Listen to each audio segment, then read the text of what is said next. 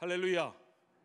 오늘 성령 강림 주일에 여러분 우리는 성령의 사람, 성령이 변화시키신 사람 사울의 이야기를 통해서 함께 주의 은혜를 나누고자 합니다. 자, 이 사울 우리가 기억하던 대로 그는 박해자였습니다. 이 박해자 사울의 이야기 어디서부터 시작해야 되냐면 스데반의 죽음에서부터 시작해야 되죠. 자, 그 이후에 스데반의 죽음 이후로부터 박해가 교회에 뒤덮였습니다. 그 모든 상황을 주동한 인물이 누구냐? 바로 이 사울이죠. 이 우리가 나중에 바울이라고 부르는 바로 그 사람입니다. 이 사람은요, 길리기아 다소 출신, 그러니까 유대 본토 출신이 아니라 디아스포라, 흩어져 살던 유대인 출신이었고, 그 중에서도 바리새파에 속하는, 바리새파 중에 바리새파, 정통 바리새인임을 자부하는 그런 사람이었습니다. 이 사람이 이 모든 박해에 어떻게 앞장섰느냐? 사도행전 7장 58절에 보십시오. 성 밖으로 내치고 돌로 칠세. 누구를요? 스데반 집사님을요. 사람들이, 유대인들이 스데반 집사님을 성 밖으로 내치고 돌로 치는데 그 증인들이 옷을 벗어 사울에게, 사울이라 하는 청년의 발 앞에 두었다는 거예요. 그들이 이 못된 짓을 하면서 자기들의 옷을 사울의 발 앞에 두었다. 그 말은 이 모든 일의 주동과 책임지는 자가 사울이었다는 겁니다.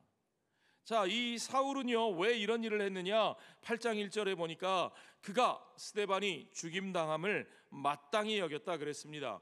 8장 3절에 보니까 사울이 그뿐만 아니라 교회를 잔멸할세, 잔인하게 멸망시키려고 할세 각 집에 들어가서 남자 여자 상관없이 마구마구 끌어다가 감옥에 쳐 넣었다라고 하는 이야기입니다. 자, 그리고 오늘 본문은요, 이 사울이라는 사람이 예루살렘에서 대제사장들로부터 공문을 받아 들고는 예루살렘에서 다메섹까지, 왜요? 이제는 예수 믿는 사람들이 유대 땅뿐만 아니라 저 이방 땅 수리아 지역 다메섹에도 넘쳐난다 하는 소문을 듣고는 그들도 잡아오리라 해가지고 다메섹으로 향하는 거죠. 자, 다메섹이 어딘지 지도를 한번 보시죠. 지도를 보시면 맨 밑에 동그라미 쳐 있는 데가 예루살렘입니다. 예루살렘에서 북쪽으로 올라가시면 이제 갈릴리 호수를 지나서 그 위에 시리아 지역의 첫 지경에 나오는 곳이 다마스커스라고 되어 있는, 자, 여러분 뉴스를 보시다 보면 중동 소식 나오면서 중동 특파원들이 다마스커스에서 땡땡땡 뉴스 아무개 특파원입니다 하는 바로 그 도시 다마스커스가 바로 여기 있습니다. 자, 그 다마스커스가 성경에 나오는 다메섹입니다. 그 위로 더 올라가면 안디옥이 나오고요. 예, 다마스커스에서 안디옥, 알레포 지역까지가 수리아, 시리아에 속하는 지역입니다.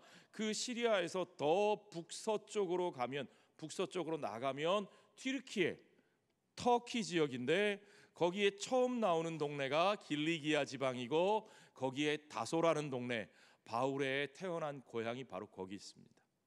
자, 그러니까요, 바울이 예루살렘에서 시작해서, 사울이죠, 예루살렘에 시작해서 교회가 시리아 지역으로 번져가는데 그 다마스커스로 예수 믿는 사람들을 잡아 죽이러 갑니다. 가는데 뭘 들고 가요? 대제사장들의 공문을 들고 그곳에 있는 회당을 향해 가는 겁니다.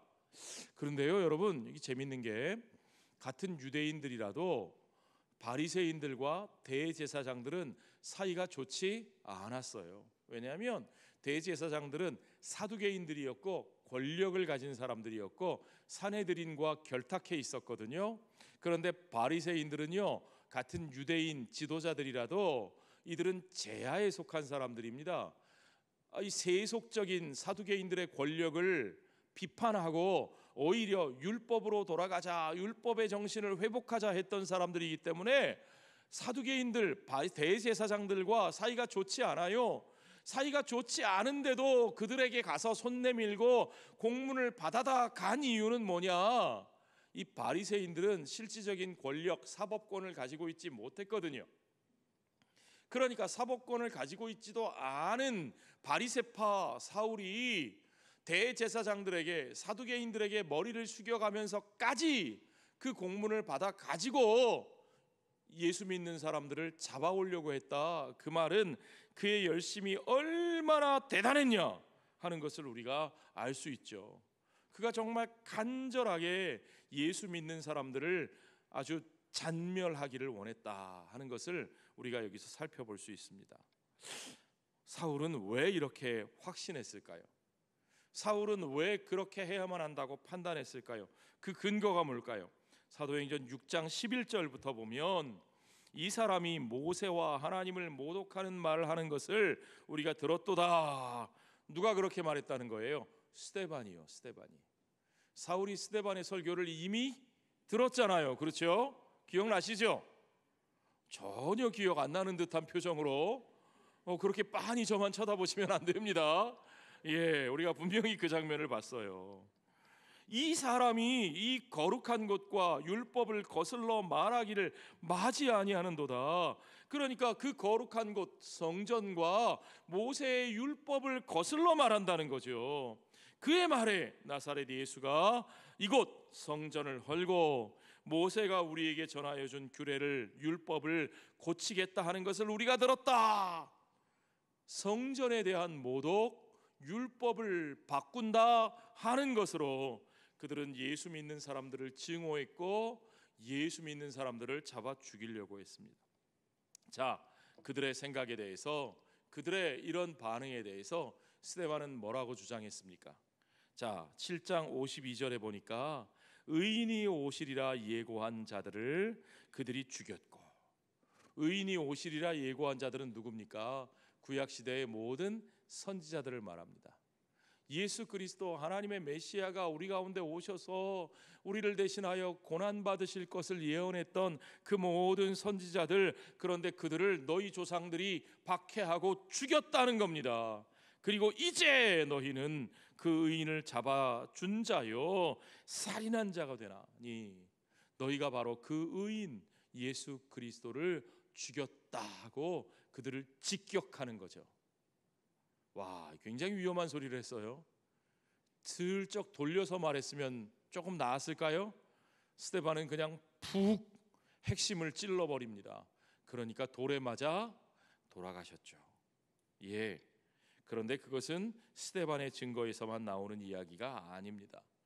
베드로의 설교에서도 역시 그것이 핵심이죠. 2장 36절에 보면 그런즉 이스라엘 온 집은 확실히 알지니 너희가 십자가에 못 박은 이 예수를, 너희가 십자가에 못 박은 이 예수를, 누가 못 박았다고 분명하게 직격해서 얘기하죠. 너희가 십자가에 못 박은 이 예수를 하나님이 주와 그리스도가 되게 하셨느니라. 바로 이 말에 분노하는 겁니다. 사울과 그 돌로 내리치는 군중들이요, 그들은 결코 그럴 수 없다는 겁니다. 어떻게 이방인에게 내어져서 나무에 달려 죽은 그 저주받은 실패자가 승리의 메시아가 될 수 있다는 겁니다. 있다는 겁니까? 절대 그럴 수 없다는 거죠. 고난받은 그리스도, 그들은 그것을 환영하지 않았습니다. 이스라엘의 구원자는 승리자여야 되고 이스라엘의 구원자는 힘 있는 자야 되어야지 그 연약한 모습으로는 우리를 구원할 수 없다는 겁니다. 자, 여러분, 그러면 선지자들의 예언은 뭡니까? 우리를 위해 고난받는 여호와의 종을 노래한 이사야 53장의 말들은 도대체 어디로 가버렸습니까? 그들은 하나님의 율법과 선지자들의 글을 딸딸딸딸 외운다고 하면서도 그 선지자들이 우리를 향해서 전해준 하나님의 그 구원의 그 계획을 전혀 이해하지 못했던 거죠. 그들은 이스라엘을 위해서도, 심지어는 하나님 자신을 위해서도 결코 하나님의 메시아가 고난받고 십자가에 달려 죽어서는 안 된다고 분명하게 확신했습니다. 여러분, 제일 무서운 사람들이 확신범들이에요. 확신범. 몰라서 죄 짓는 사람들은 그래도 바로 깨닫고 나면 돌아서니까요. 그러나 자기가 아는 것이 전부라고, 그것이 분명하다고 확신을 가지고 있는 사람, 그것이 종교적 확신으로 똘똘 뭉쳐서 분명하게 자기가 옳다고, 그렇게 돼야만 한다고 자기의 신념과 자기의 그저 세상적인 이데올로기를 가지고 그것이 마치 복음인 양, 그것이 하나님의 말씀인 양 확신해버리면 하나님의 말씀이 왜곡돼서 그들을 바로잡을 수 없다는 것을 우리가 여기서도 확인할 수 있게 됩니다. 이 사울의 모습을 보십시오. 그 사명감이 얼마나 충만했던지, 그러니까 위협과 살기가 등등했다 그랬어요.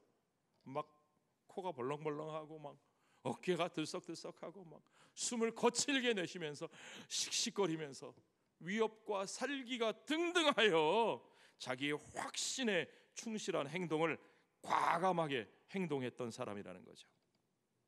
그렇게 다메섹으로 가던 그 사울에게 도대체 어떤 일이 일어난 겁니까? 3절에 보십시오. 사울이 길을 가다가 다메섹에 가까이 이르더니 호련히 하늘로부터 빛이 그를 둘러 비추는지라. 하늘에 환한 빛이, 아니 벌건 대낮인데요, 태양이 하늘에 떠 있는데요. 여러분, 중동은 흐릿한 날씨가 없어요. 중동은 대낮이면 하늘에 햇빛이 쨍쨍 내리쬐입니다. 그런 대낮에 그보다 더 밝은 빛이 호련히 나타나고 그 빛이 자신을 감싸는 겁니다. 당시 바리새파 사람들이 기도하는 중에 하나님의 영광을 그리며 묵상할 때에 그들이 항상 에스겔서 1장을 암송하면서 묵상하고 기도했습니다. 그 에스겔서 1장을 보면 하나님의 영광의 빛이 하늘로부터 내려오고 그곳에 하나님의 임재가 임하는 이야기가 있습니다. 자, 그것을 늘 암송하며 기도하던 사울은 그 영광의 빛이 호련히 나타나는 것을 보면서 어떻게 생각했을까요? 아, 하나님의 임재가, 하나님의 영광이 나를 비춰주시는구나. 왜요?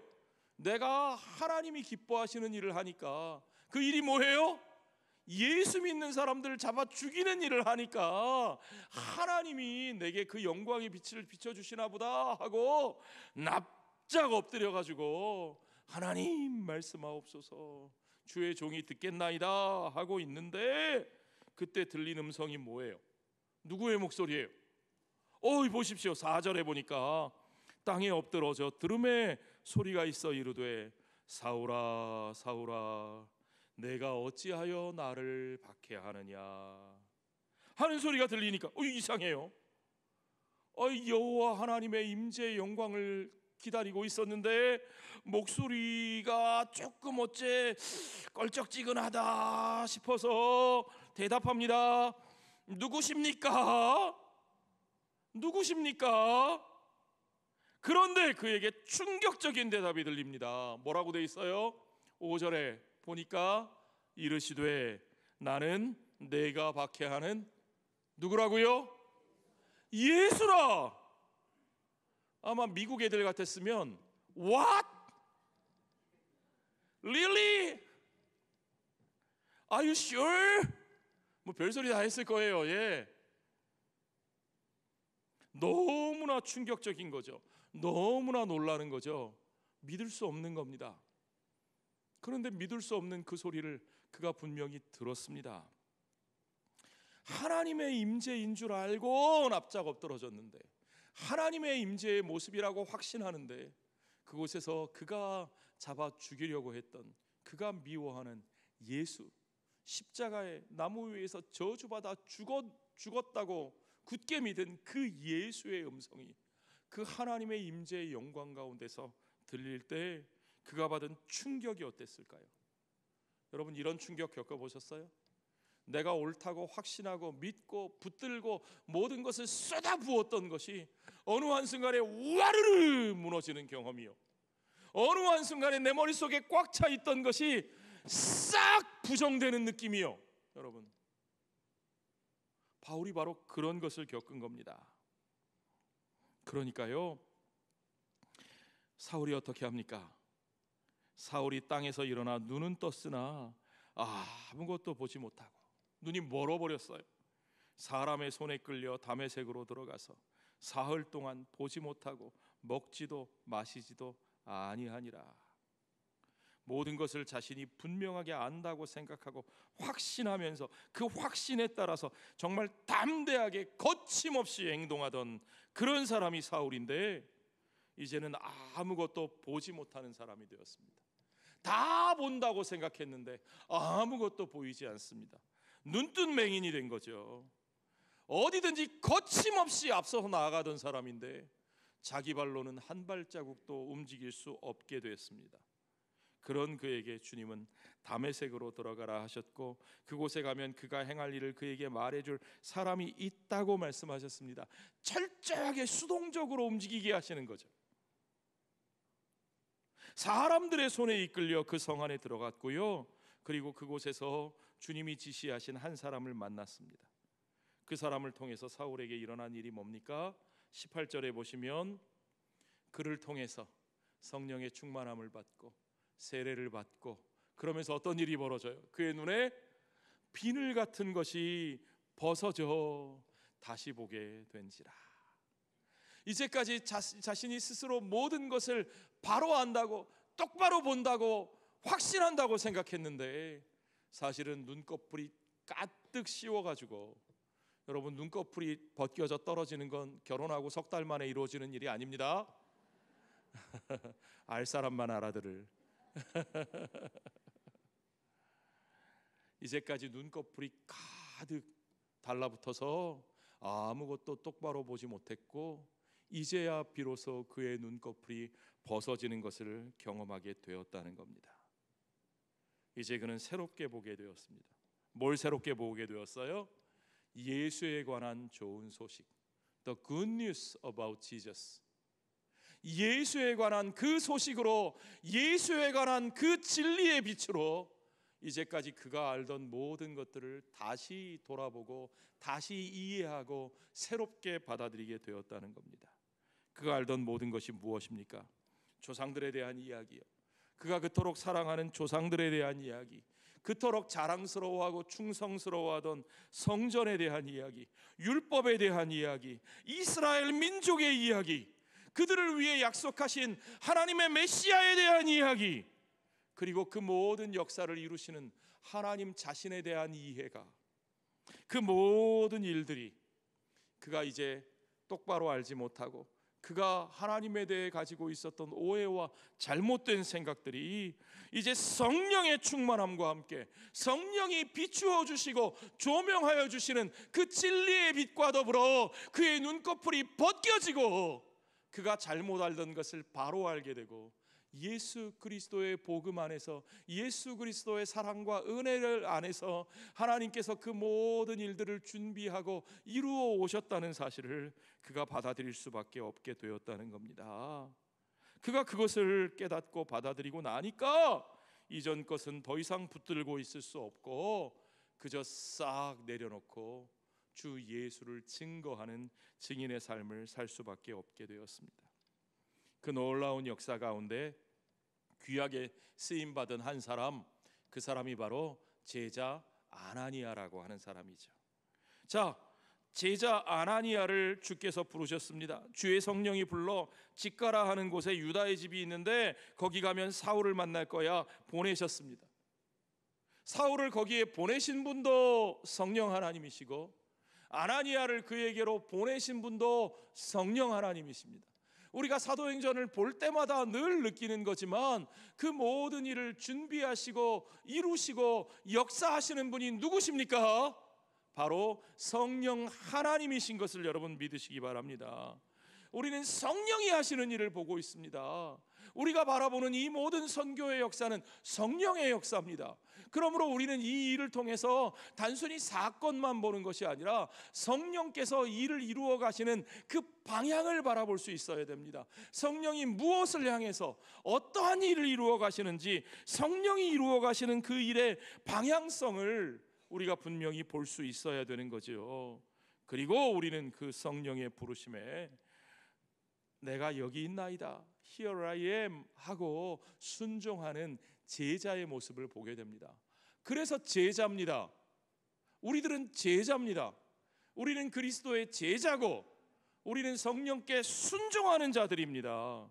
우리는 성령을 조종하는 자들이 아니라, 우리는 성령의 주인이 아니라, 우리는 성령의 종이고, 우리는 예수의 제자이고, 우리는 성령께 순종해야 하는 사람들인 것을 여러분 믿으시기 바랍니다. 자, 그 모든 것을 자신이 다 안다고 생각하고 사람들에게 기꺼이 내가 책임진다 보증 선다고 앞장섰던 바리새인 중에 바리새인이었던 사울, 그가 다메섹 도상에서 예수를 만나 그 충격으로 아무것도 볼 수 없고 한 발자국도 움직일 수 없는 사람이 되어서 누워 있습니다. 그런 사울에게 대하여 하나님은 도대체 뭐 하고 있다고 말씀하십니까? 11절에 보니까 다섯 사람 사울이라 하는 사람을 찾으라. 그가 뭐 하고 있다고요? 기도하는 중이라. 여러분 이 장면을 보십시오. 그가 가만히 누워 무기력한 것 같은데 하나님은 그를 기도하고 있다고 말씀하십니다. 이게 무슨 기도예요? 기도는 그런 게 아니잖아요. 기도는요, 우리가 적어도 탁 무릎 꿇고 아니면 적어도 저 장의자의 바른 자세로 딱 앉아가지고 거기서 목소리 가다듬고 주여 삼창이라도 하고 힘있게 붙들고 막 이 소나무 뿌리라도 뽑고 막 이러면서 하나님 앞에 우리가 원하는 것들을 주저리 줄줄이 샬라 그냥 뜨겁게 열정적으로 하나님께 외치면 하나님께서 우리의 기도에 응답해 주시고 우리가 하는 대로 들어주시고, 우린 그게 기도라고 생각하잖아요. 그런데 여러분 그거 아셔요? 어떨 때 그건 기도가 아니라 답정너. 내가 답을 정해놨으니까 너는 따라하기만 해. 여러분 아니요. 그런 거 기도 아닙니다. 기도는요, 지금 이 사울의 모습처럼 스스로는 아무것도 볼 수 없고 아무것도 할 수 없을 때, 내가 확신하던 것들을 싹 치워버리고 이제는 정말 아무것도 할 수 없는 그런 무기력한 상황에서 오직 주님이 말씀하시는 것을 듣는 겁니다. 오직 주님의 말씀을 받아들이는 겁니다. 주님, 내가 정말 아무것도 할 수 없습니다. 아무것도 모르겠습니다. 할 그때에 주님께서 우리에게 진리의 빛을 비춰주시고 주님께서 우리에게 진정한 진리의 그 열매들을 깨닫게 하실 때 우리가 그것을 믿음으로 받아들이고 아멘으로 받아들이고 내가 알던 것들을 내려놓고, 그것이 정말 몸부림치도록 괴롭고 힘든 일일지라도 그것을 내려놓고 주님이 말씀하시는 것, 주님이 가르치시는 것, 주님이 전하시는 것을 받아들이고 그것으로 새롭게 살아가는 것이, 그것이 기도인 것을 여러분 믿으시기 바랍니다. 정직하게 주의 말씀을 듣고 주님의 뜻을 받아들이는 기도, 그러기 위해서 참으로 식음을 전폐하고 누워서 끙끙 앓았던 사도 바울의 모습처럼 그렇게 몸부림치며 앓더라도 주님이 주시는 진리를 위해서 씨름하는 저와 여러분이 되시기를, 그러한 진짜 기도가 저와 여러분 가운데 역사하기를 주의 이름으로 축원합니다. 자, 그러니까 주님이 그에게 보여주셨어요. 12절에 그가 아나니아라 하는 사람이 들어와서 자기에게 안수하여 다시 보게 하는 것을 보았느니라. 그의 기도 중에 주님은 벌써 보게 하셨다는 거죠. 하나님은 제자 아나니아가 그에게 가서 할 일을 이미 분명하게 그림으로 그려놓으셨어요. 그리고 그 일대로 몰아가십니다. 이 일이요, 우리 주님이 선포하신 그 하나님 나라의 복음이 전파되는 그 모습 그대로입니다. 여러분 누가복음 7장에 보면요, 우리 예수님께서 세례 요한의 제자들에게 가서 대답하라고 말씀을 전해주셔요.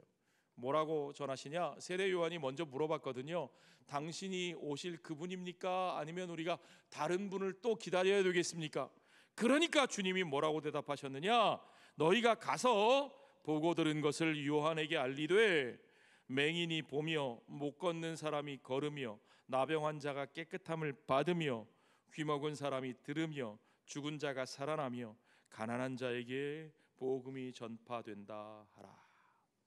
오실 그분이 오셔서 이루시는 하나님의 나라, 그 나라가 어떤 나라인가?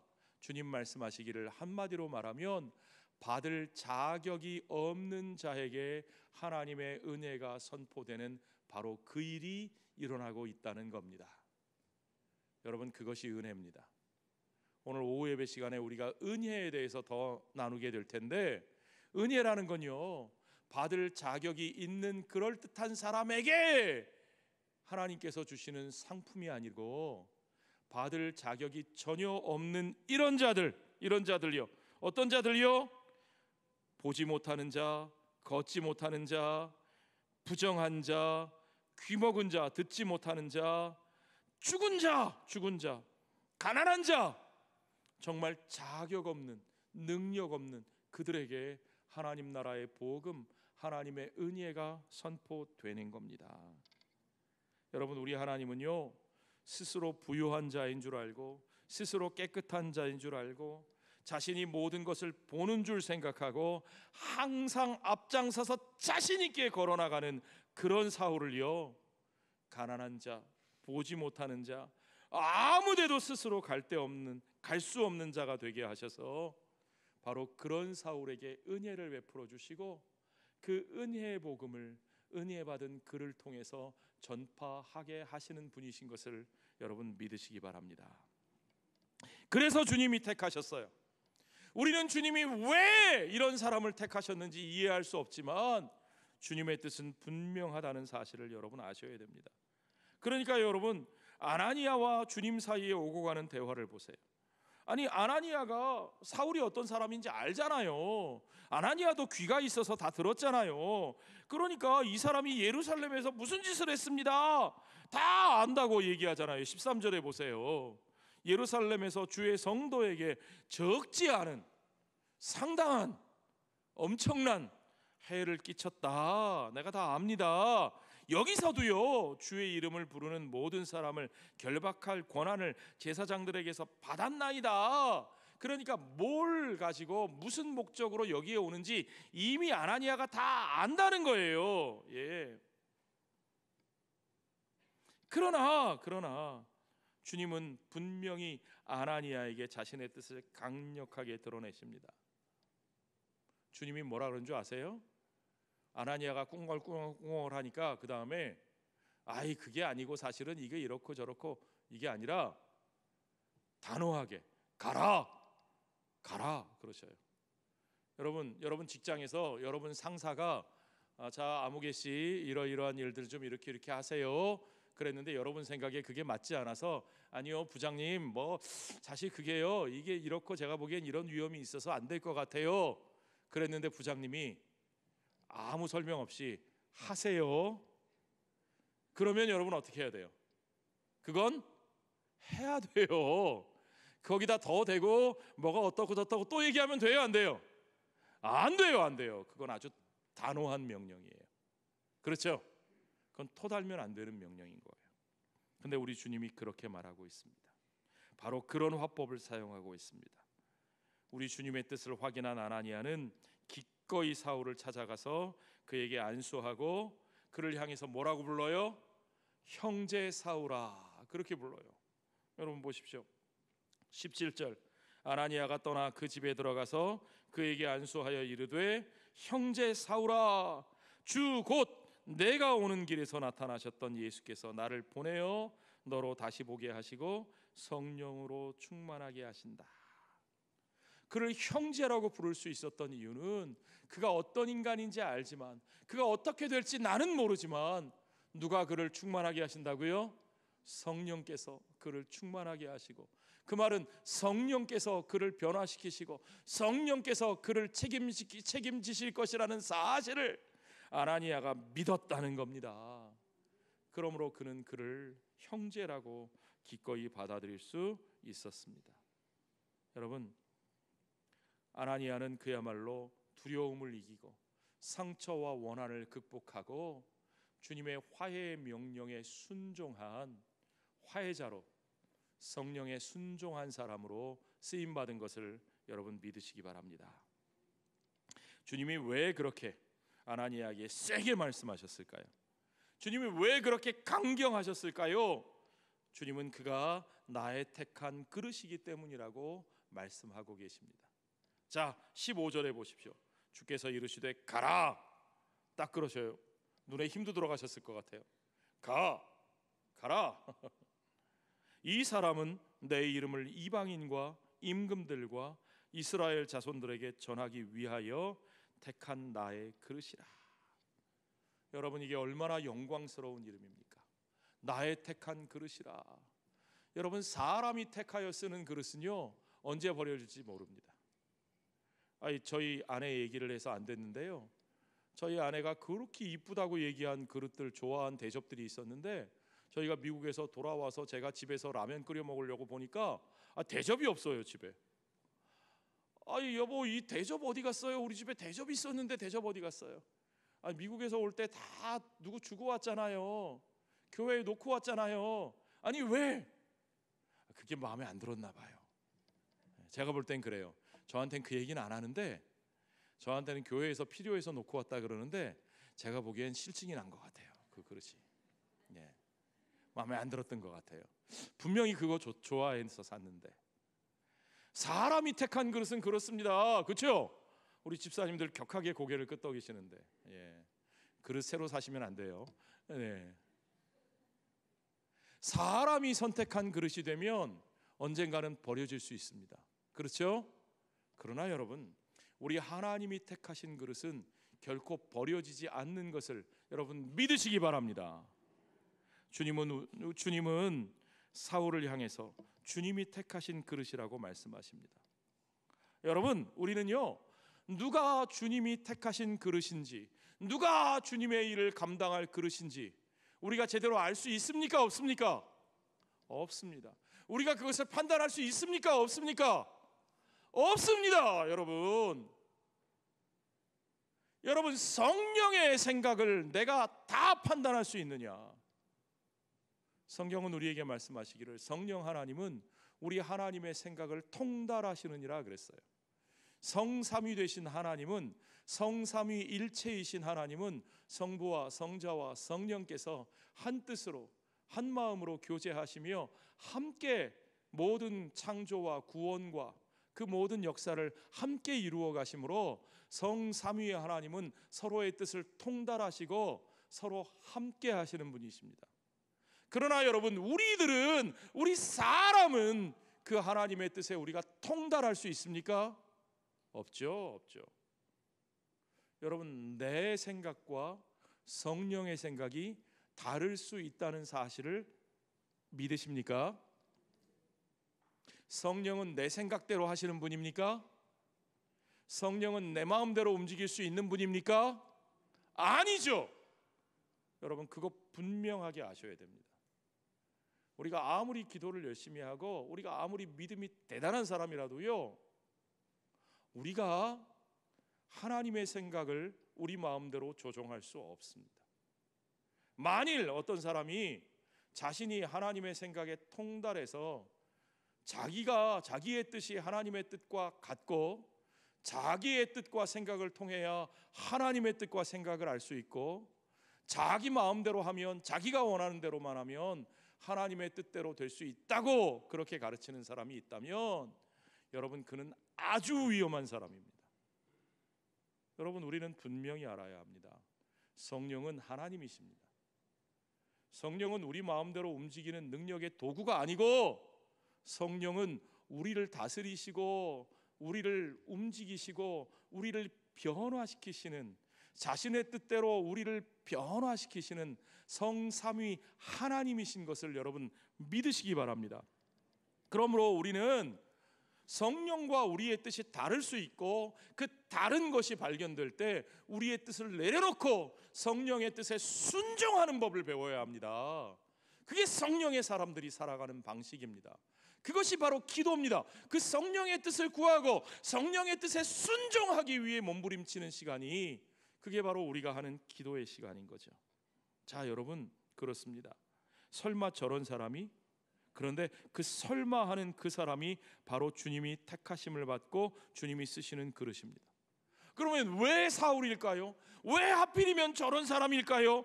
이 사람, 주님이 뭐라고 말씀하십니까? 이 사람이야말로 이방인과 임금들과 이스라엘 자손들에게 우리 주님의 화해의 복음을 전하기에 가장 적합한 사람이기 때문이라고 말씀하십니다. 왜 그렇습니까? 주님에 대해서 가장 적대적이었던 사람, 가장 배척했던 그 사람, 그러나 그 사람이 주님을 만나 자신의 모든 것을 내려놓고 주님의 뜻을 받아들인 바로 그 사람, 이 사람을 통해서 주님이 의도하신, 이 사람을 통해서 복음을 전하고자 하시는 주님의 핵심 메시지가 보이십니까? 그 자체가 복음의 메신저가 되는 거예요. 여러분, 그 모든 두려움과 그 모든 상처를 극복한 이 화해자들을 통해서 사울을 환대하시고 사울을 품어주신 하나님께서 그 사울의 변화된 인생을 통해서 화해의 복음을 전하는 메신저로 쓰시기 원하시는 이 하나님의 놀라운 방식을 여러분 믿으시기 바랍니다. 여러분, 우리 주님은 자신이 바로 그 화해의 메신저로 십자가에 달리셨기 때문에 그 화해의 메신저로 쓰임받는 그 사람도 역시 주님처럼 고난받고 그 고난을 통해서 그 화해의 메신저로 모든 사람들 앞에 쓰임받게 하시는 분이신 것을 여러분 믿으시기 바랍니다. 그래서 오늘 본문의 16절에 뭐라고 말씀하셔요? 그가 내 이름을 위하여 얼마나 고난을 받아야 할 것을 내가 그에게 보이리라. 예, 그렇습니다. 그가 하루아침에 회심했다고 변화됐다고 그가 완전한 사람이 되는 것이 아닙니다. 이제부터 성령께서 그를 인도하시는데 그를 평탄하고 잘 나가게 하시는 것이 아니라 지금부터 그가 고난받게 하시고 그 고난을 통해서 성령이 쓰시기에 적합한 사람이 되게 하시며 그가 겪는 고난과 그 고난의 삶을 통해서 예수 그리스도의 십자가를 증거하게 하시며 그 십자가를 통해서 우리를 용서하시고 죄인을 용서하시고 죄인을 품으시고 죄인을 아버지와 하나 되게 하시는, 화해케 하시는 예수 그리스도의 복음의 메시지를 그들을 통해 이 땅에 전하신다는 사실입니다. 여러분, 그것이야말로 변화된 우리들을 통해서 성령이 이루시는 바로 그 일입니다. 변화된 그 인생을 통해서 성령님께서 이루어 가시는 성령의 역사의 방법과 방향성을 여러분들이 분명히 보셔야 합니다. 그래서 사도 바울은 고린도후서 5장 18절에서 그것을 간증처럼 우리에게 이야기하죠. 세번역 성경으로 한번 읽어보겠습니다. 이 모든 것은 하나님에게서 났습니다. 하나님께서는 그리스도를 내세우셔서 우리를 자기와 화해하게 하시고 또 우리에게 화해의 직분을 맡겨 주셨습니다. 하나님은 그리스도를 통해서 죄인과 화해하시는 하나님이신 것을 믿으시기 바랍니다. 하나님은 그 죄인과 화해하게 하신 그 은혜의 역사를 우리들에게 베풀어 주셔서 또한 우리들을 통해서 그 화해의 메신저로 저와 여러분이 쓰임받게 하시는 분이신 것을 여러분 믿으시기 바랍니다. 고린도후서 5장 16절을 같이 한번 읽어보겠습니다. 그러므로 이제부터 우리는 아무도 육신의 잣대로 알려고 하지 않습니다. 전에는 우리가 육신의 잣대로 그리스도를 알았지만 이제는 그렇지 않습니다. 하나님께서 그 화해의 메신저로 저와 여러분을 쓰시기 위하여 정말 은혜 받을 자격이 없는, 하나님을 대적하고 그리스도를 미워하던 그 사람을 불러 은혜로 그를 변화시키셔서 그가 정말 은혜를 나누는 자, 화해의 메신저로 모든 이들을 품고 전하는 자로 세우셨던 것처럼 하나님은요, 자격이 없는 저와 여러분에게 은혜를 부어주셔서 그 은혜를 경험한 우리들이 이제는 거저받은 은혜를 거저 나누는 자로 서서 참으로 육신의 자격 있는 자들만 살펴보고 그럴듯해 보이고 마음에 드는 사람들만 골라가며 그들과 사귀는 것이 아니라 이제는 더 이상 육신의 잣대로 사람을 보지 않고, 왜요? 하나님이 우리를 육신의 잣대로 보지 않으시고 자격이 없는 우리들에게 은혜로 그 모든 것을 부어 주셨으니까요. 그 은혜를 경험한 우리들이기에 이제는 더 이상 육신의 잣대를 따지지 않고 내 기준을 들이대지 않고 강요하지 않고 오직 성령께서 하시는 은혜의 역사를 믿고 그들을 환대하고 품어 안고 그들을 축복하며 그들을 용서하고 그들을 받아들이며 그들과 함께하여 그들이 성령의 충만함을 받아 이제 성령께서 변화시키신 인생으로 우리와 함께 화해의 메시지를, 복음의 메시지를 나누는 자로 은혜로 은혜를 증거하는 자가 되게 하시는 하나님의 역사에 쓰임받게 하실 줄 믿습니다.